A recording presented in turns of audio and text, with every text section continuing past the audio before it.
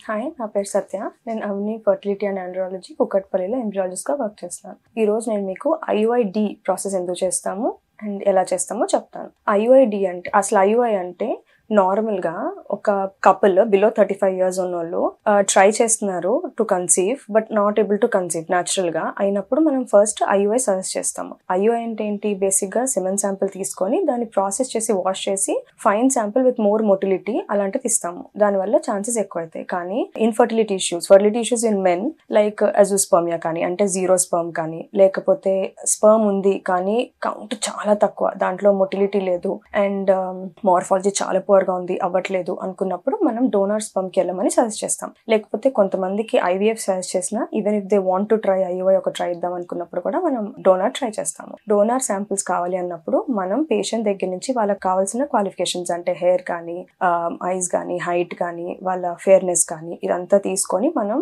ART bank కి పంపిస్తాం. దానికి రిలేటెడ్ క్వాలిటీస్ ఉన్న డోనార్ శాంపిల్ మనకు పంపిస్తారు. మనం డోనార్ కానీ రిసీవర్ కానీ ఒకరి ఇన్ఫర్మేషన్ ఒకరికి షేర్ చేయం and it is very confidential.